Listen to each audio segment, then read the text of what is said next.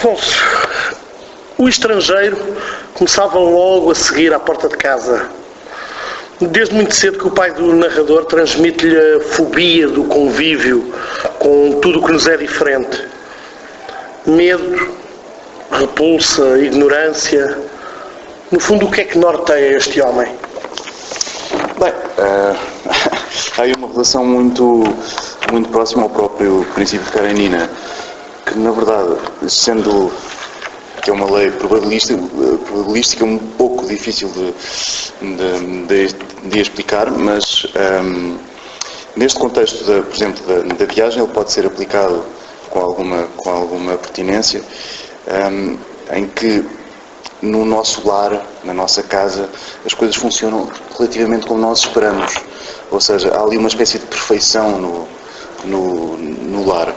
E à medida que saímos de casa, vamos nos deparando com surpresas, com coisas que abalam as nossas rotinas, e quanto mais longe estamos de casa, mais fácil isso é acontecer.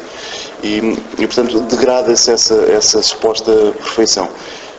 Que, por outro lado, esse mesmo afastamento cria diferenças, cria identidade. Ou seja, quanto mais que a ideia de ter um quadrado perfeito é igual a um quadrado perfeito, mas quadrados imperfeitos há inúmeros. Nós podemos ter inúmeras versões de quadrados imperfeitos.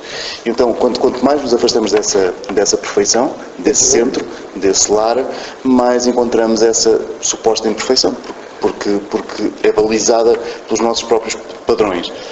E desse lar que é, no fundo, uma zona de conforto. É uma zona de conforto, claro. Uma zona de hábitos, de costumes, do expectável, daquilo que nós... Tudo o que destrói essa rotina, tudo o que abala essa rotina de alguma maneira, nós sentimos incomodados. E isto não é neste caso é uma caricatura. É um homem que sente isso de uma maneira um pouco radicalizada, mas a verdade é que todos nós sentimos isso de alguma maneira. Ou seja, quando viajamos, sentimos que a nossa noção de rotina de perfeição fica um pouco abalada. E ainda bem, porque isso é bom. O que acontece com esta pessoa é que ela não quer passar por esse processo. Exato, porque acaba por ser também forçosamente uma caricatura da forma como lidamos e como absorvemos conhecimento. Há uma passagem ainda relacionada com isto. O meu pai, claro, ficava sempre de costas para as janelas, porque era assim que ele tratava o mundo exterior, com desprezo.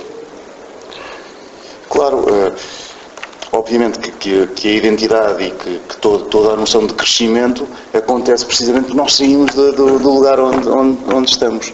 E portanto, é absolutamente necessário que para existir um crescimento, para existir mudança e diferença, é necessário que saiamos do lugar onde estamos. Que é uma coisa que ele, obviamente, evita. Mas, a longo prazo, é uma estratégia erradíssima, porque o que vai acontecer é que as pessoas acabam por estagnar e não evoluir de todo. Ficam solidificados. É um pouco como um mineral, não é um ser vivo. Porque às tantas tem aquelas rotinas, aquelas coisas muito fixadas e portanto não consegue crescer, seja intelectualmente, seja a que nível for, social. À semelhança de outros trabalhos teus, este é um livro assente com um enorme papel, se quisermos, do simbolismo, quer através de algumas falas, de alguns comportamentos, de alguns personagens, até isto sem que cheguem a ser arquétipos. Qual é o papel do simbólico na forma como tu constróis as personagens e os discursos dessas mesmas personagens? Muito importante. Há aqui, ainda bem que reparaste nisso, sim, a personagem principal, por exemplo, tem um defeito no pé que é essencial para a noção do sedentário. O sedentário mitologicamente é caracterizado por um coxo ou por alguém que não consegue caminhar, tem uma deficiência qualquer, ou uma deficiência que pode ser congénita, pode ser de berço, mas pode ser provocada. E a verdade é que isto, ao longo da história, nós vimos estas coisas acontecerem. E de certa maneira eu até comparo isso com com a própria vida das mulheres, que há aqui uma espécie de castração intelectual das mulheres, para que elas não possam caminhar, não possam sair de casa, ter a sua independência, etc. E, portanto, o ser coxo implica um pouco passa um pouco por essa ideia. E o ser coxo implica que terás de, ainda dentro do campo do simbolismo, que terás de viver com essa contingência. Estou-me a lembrar de uma passagem do Zaratustra, do Nietzsche, em que ele diz mais ou menos que, caso cocheis, não deverás usar um cavalo para te deslocares de um sítio para outro, porque quando desmontares, será na tua perna coxa que te irás apoiar. Claro, será sempre na sua natureza. Não é por mudares de local que os problemas ficam atrás. Claro. E neste caso específico deste coxo, eu uso também o defeito como uma virtude, ou seja, em certa medida, porque não existem virtudes perfeitas na vida, existem em pensamento, em potência, se quisermos, mas não em ato. E, portanto, o que acontece é que aquilo que nós chamamos de defeitos às vezes são qualidades. E no caso do protagonista, os grandes defeitos que ele tem, neste caso o pé boto, é exatamente aquilo que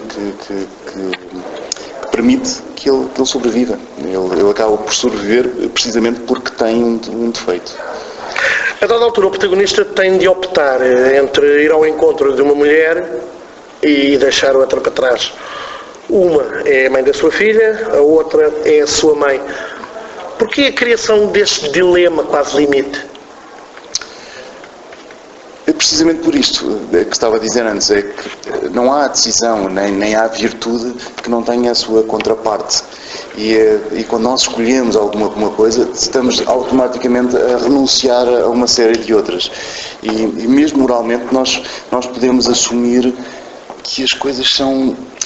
Eu na enciclopédia tenho uma frase em relação à bravura e em relação à cobardia, que é, às vezes é preciso muita coragem para fugir. E outras vezes é preciso ser muito inconsciente para ser um herói. E estas coisas às vezes misturam-se.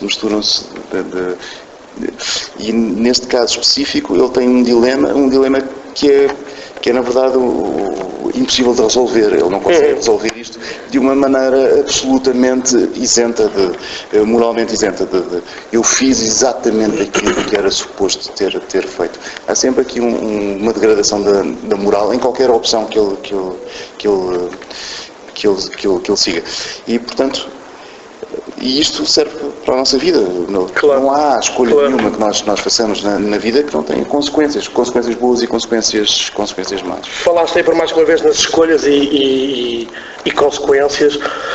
A dada altura lemos: um dia caminhava na rua quando vi claramente que o mundo se dobra de uma maneira estranha, que um acontecimento neste lugar está ligado a um acontecimento em lugares distantes, sem ligação óbvia, como quem dobra uma folha e liga dois pontos dessa mesma folha que de outro modo jamais se tocariam. Vi nesse dia o mundo formado dessa maneira e percebi que, por vezes, podemos ver as estruturas desses fios que unem invisivelmente, sem causa e tempo e efeitos lógicos, todas as coisas. Imagina um arco-íris, como esse arco liga dois pontos, e quando nos movemos, ele liga outros dois. E se nos movermos mais um pouco, ainda outros dois, acabando por unir tudo. Os arco-íris, explicou-me uma vez a minha mãe, teria eu uns 8 ou 9 anos, são uma aparição fugaz dessa estrutura implícita do universo. De repente, vemos as costuras. Há alguma relação na forma que tu constróis estas narrativas que pretende abordar de facto essa forma de olhar os acontecimentos e a forma de ordenar causas e consequências? Sim, porque é uma das grandes características da literatura, da poesia, que é esta capacidade que na verdade existe em todas as artes, de ligar acontecimentos distantes, acontecimentos que na verdade não estão ligados fisicamente, mas que nós identificamos. Esta coisa é parecida com aquela, ou é como aquela, ou é aquela, de outra maneira, com outras manifestações, mas na sua essência ela é a mesma. E eu sei que tu gostas, tu és um fenómeno, e a cena da música é muito evidente, porque de repente nós temos notas que elas não precisam de ter uma sequência, de ter uma causa e efeito. Elas podem estar relacionadas com uma grande distância, de um lado ao outro do piano. E tem uma harmonia. Elas têm uma harmonia sem se tocarem, na verdade. E também penso que tenha a ver com o tal, tantas vezes referido, poder demiúrgico do escritor, de poder criar ele próprio essas relações de causalidade. Claramente. Que é o uso da metáfora, da analogia, etc. Nós, de repente, dobramos, é como dobrar um mapa. Nós temos 200 km da minha casa até Lisboa e, de repente, eu dobro aquele mapa e eles estão esses dois lugares estão no mesmo sítio. E essa ideia não só é fabulosa, mas se calhar até hoje na física se começa a ponderar essa hipótese como real.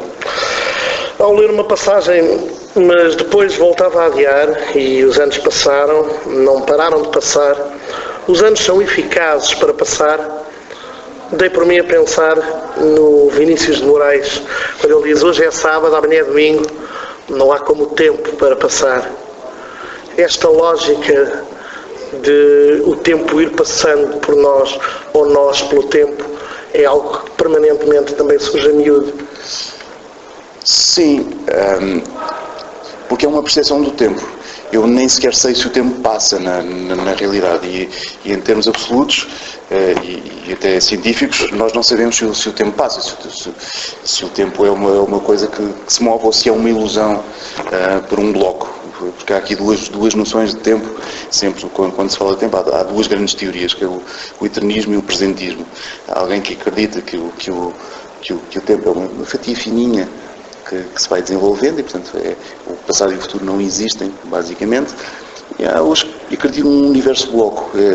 O passado e o futuro existem, não? São. Na realidade são. E que há aqui a ilusão de passar por esse bloco. Aqui neste caso eu falo disso, da noção de tempo, a noção de tempo que nós temos, que nos parece até que partilhamos entre todos. O tempo de certa maneira não nos parece muito relativo nesse sentido. Nós assumimos que passamos mais ou menos pelo tempo da mesma maneira, o que não é todo verdade, porque há um tempo subjetivo e esse tempo subjetivo é pessoal. É completamente. É aquela hora de tédio que custa muito a passar. E aquela hora de emoção que passa num instante, que curiosamente depois de ambas terem passado, uma desvanece, aquela que custou muito a passar desaparece completamente, nós nunca mais nos lembramos dela, e a outra que passou num instante é aquela que nós vamos recordar como basicamente eterna, que é a eternidade no segundo do Blake. Já tinha começado a construir a mesma solidão que enclausurara o meu pai. Esta solidão é como algo que se constrói, mas por outro lado parece-me um pouco congénita. Não sei se é congénita, mas há aqui uma educação. Há uma educação para a felicidade, para a solidão, etc. De certa maneira as pessoas convencem-se que estão sós, que estão tristes, que estão infelizes, ou convencem-se que estão felizes por outro lado. E na realidade nós apercebemos que há pessoas com condições horríveis que passam momentos terríveis e que apesar de tudo se sentem felizes. Porque há aqui uma tendência para olhar para a vida de um modo mais otimista ou mais pessimista. E mesmo na maior adversidade é perfeitamente possível que a pessoa confrontada com isso se sinta feliz. Ou seja, não se sinta feliz, mas saiba que é feliz.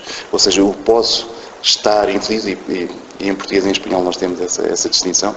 Eu Ser posso estar infeliz e ser feliz. São duas coisas que não se anulam, são concomitantes. Nós podemos ter as duas coisas. Ser feliz e estar infeliz não se anulam. Distinguimos a estrutura da conjuntura, digamos assim. Há pouco fazias alusão à célebre frase, de facto, da Ana Karenina, e a dada altura podemos ler então no teu livro o que me magoa, na frase que abre o romance Ana Karenina: todas as famílias felizes se parecem, todas as infelizes são infelizes à sua maneira, que é uma derivação de uma outra de Aristóteles relativamente à bondade. As pessoas são boas de uma maneira e más de inúmeras, e que por vezes é apenas a formulação moral da perfeição platónica. A ideia, a perfeição é uma, as imperfeições, as suas sombras são infinitas. É que, apesar de este princípio se poder aplicar em muitos outros casos, quando se aplica à felicidade, parece falhar. Exatamente. O que eu te perguntava na sequência deste raciocínio é: podemos entender nisto que há pessoas naturalmente más? Não. O que eu quero dizer é que, efetivamente, o princípio de Karenina é aplicável às perfeições, à ideia de perfeição, mas que a felicidade ou a infelicidade não entra na ideia de perfeição. Porque, na realidade, para ser feliz não é preciso ter essa perfeição. Eu posso viver numa família imperfeita e ser perfeitamente feliz. E posso viver numa família perfeita e ser perfeitamente feliz. Mas e o contrário, em ambos os casos. Ou seja, uma coisa não implica a outra. E o que acontece com o Tolstói, não sou o único a criticar a aplicação da frase em relação à felicidade, é que no caso de Platão e no caso de Aristóteles, eles aplicam-na em relação às perfeições. Como disse antes, por exemplo, um quadrado perfeito é um quadrado perfeito. E os quadrados imperfeitos, há inúmeros. E nós podemos aplicar isso às virtudes. A bondade. Pois, porque tu fazes aqui um transporte, um desvio da questão da felicidade para a questão da bondade, não é? De ser bom ou mau. Faço. E muitas das vezes, nós, quando dizemos que alguém é uma boa pessoa, não sentimos qualquer necessidade de acrescentar nada à frase. Muitas das vezes, quando dizemos que alguém não é boa pessoa, temos uma tendência a dizer, mas é preciso perceber que... Claro. Pronto, é nesse sentido que eu te faço a pergunta. Exatamente. E no caso da felicidade ou da infelicidade, isso não se aplica, porque, na verdade, nós podemos passar por, como dizia antes, por momentos muito, muito complicados e ser felizes, independentemente disso. Significa que em relação à bondade... Mas em relação à bondade, não. Porque a bondade implica determinada ação perfeita. Ou seja, há uma bondade perfeita, que é a ação justa, e existem inúmeras ações injustas. E serão sempre injustas. Não há volta a dar. Agora, da felicidade, não. Tu podes estar a viver momentos de infelicidade, podes estar e eu acho que, na realidade, isso até se pode resumir a quase uma questão semântica, porque nós usamos felicidade e infelicidade como estar feliz e ser feliz. Podíamos usar palavras diferentes. E nesse caso já se resolvia o problema. Mas não temos essas palavras e, portanto, quando aplicamos à felicidade e às famílias perfeitas, na realidade o que podemos dizer de uma família perfeita é que ela não é necessariamente feliz. Pode ser feliz, mas não é necessariamente feliz. Uma família imperfeita, e agora estamos a falar de perfeições, não de felicidade ou infelicidade, pode ser feliz. As famílias imperfeitas podem ser, aliás, muito mais felizes até do que uma família perfeita. Porque realmente esta parte da semântica é complicada. Mas, efetivamente, nós temos famílias que são o que nós chamamos de disfuncionais ou estranhas na sua relação e que não obedecem ao cânon da família perfeita e que podem ser perfeitamente felizes.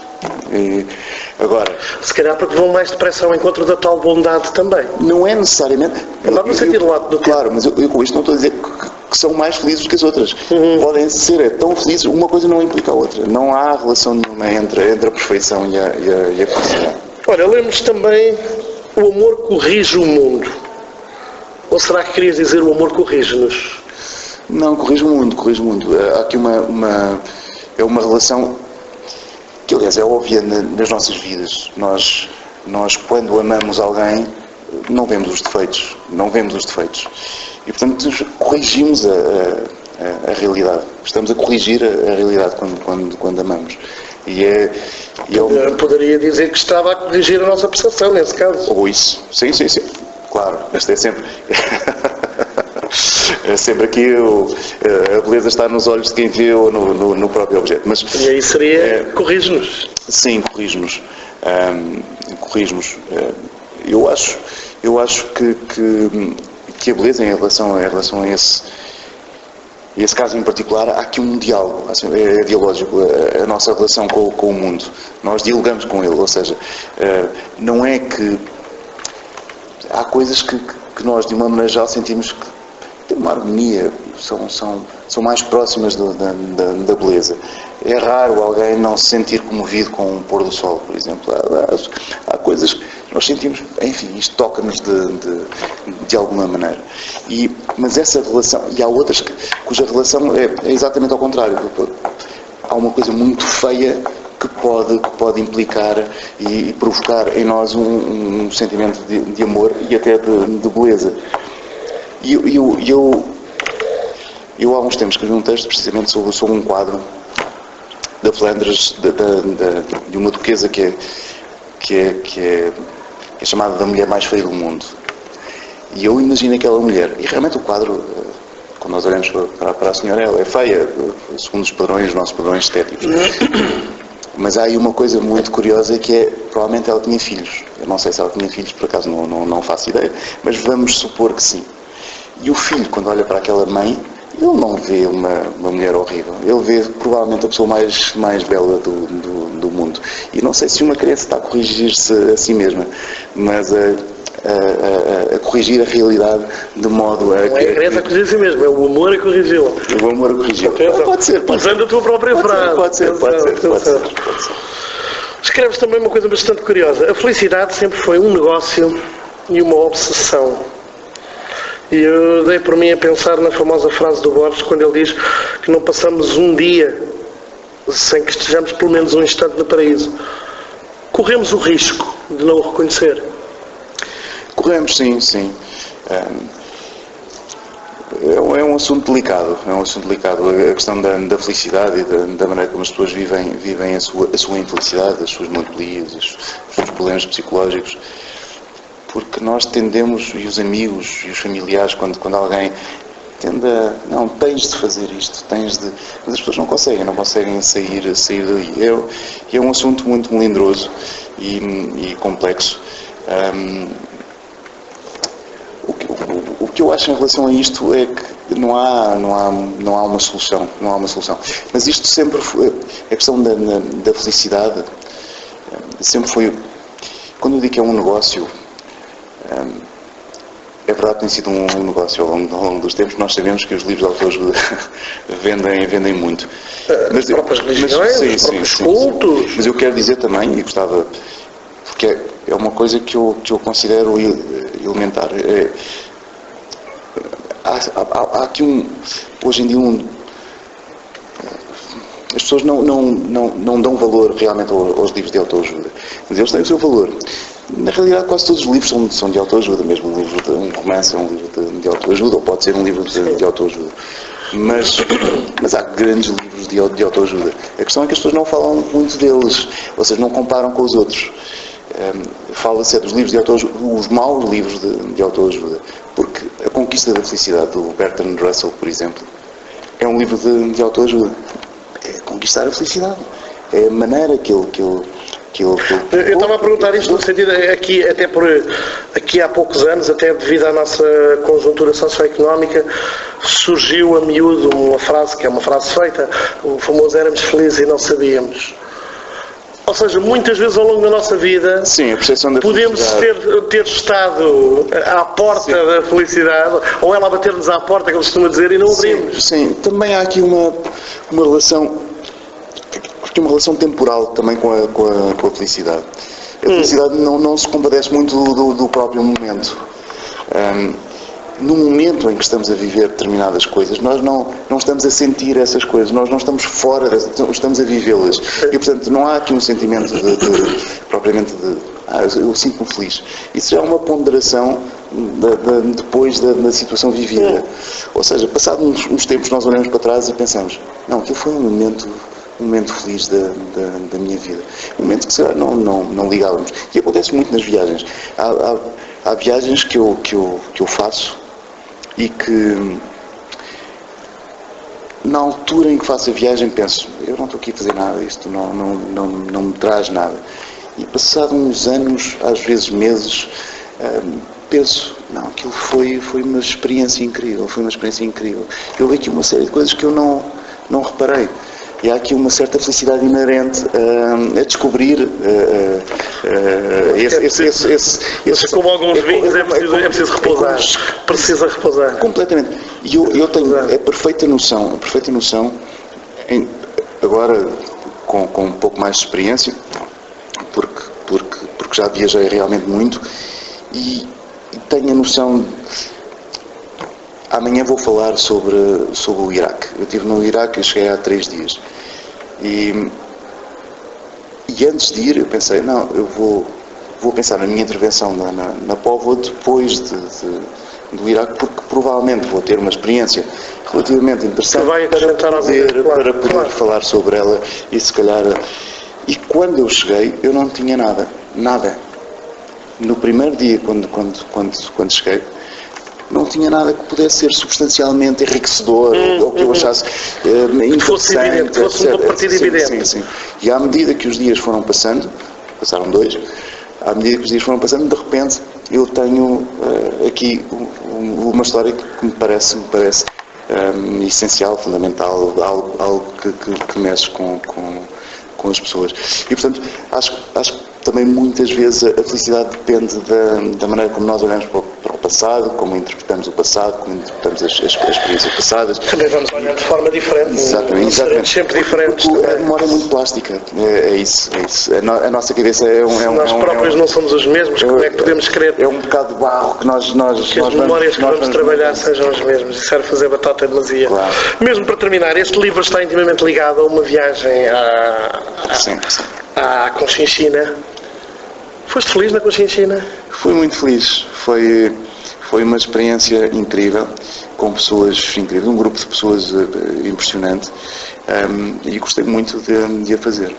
E mais, é uma geografia que me fascina, não tanto como Médio Oriente neste momento, mas que me fascina muito, e para mim foi um prazer enorme poder e até aconteceu houve uma coincidência curiosa, que foi, eu fui à Conchinchina em novembro de 2017 e em janeiro ou fevereiro de 2018 fui convidado a ir ao Vietnã, a uma parte, à mesma região, e pude relembrar algumas coisas, sublinhar outras, voltar e ganhar aqui também alguma, porque já tinha esse distanciamento daquela viagem, ganhar ganhar aí uma solidez em relação ao Vietnã e em relação ao Camboja, que por acaso são países com uma história recente horrível, passaram por períodos terríveis e eu até poderia estar aqui uma hora a falar contigo sobre as pessoas no Vietnã. Eu fiquei muito impressionado com lá está, porque essencialmente mesmo pessoas que te contaram diversos episódios dentro desses períodos terríveis, sim, eram felizes. Sim, e há muitas coisas que eu não conto, mas há aqui diálogos, por exemplo, da guia turística que aparece aqui, que fez parte da minha segunda visita, e as frases não são inventadas, parecem inventadas, mas não são inventadas. Ela realmente falava assim, a Sun falava dessa maneira. E na verdade eu escrevi um artigo para o JTL com as frases sem modificações nenhumas, e há muito poucas diferenças em relação ao livro. E ela tinha muita piada, tinha um grande sentido de humor, e falava dessa maneira estranhíssima que parece literária, parece que tu forjaste isso, que inventaste aquela personagem, mas não, é uma personagem, essa é de carne e osso. Nada como a realidade para surpreender um ficcionista. Completamente. E às vezes tu tens mesmo de suprimir algumas coisas, porque sabes que as pessoas não vão acreditar nisto, não vão. Isto não é... Há muitas histórias que eu vi, que li, que não podes usar porque ninguém vai acreditar. Aliás, acontece-me com a enciclopédia, por vezes eu tenho histórias tão estranhas, porque na enciclopédia já cabem, em que uso essas histórias estranhas e que na verdade são mais estranhas do que as que eu invento. E provavelmente as pessoas não vão acreditar nas únicas que são verdade na enciclopédia.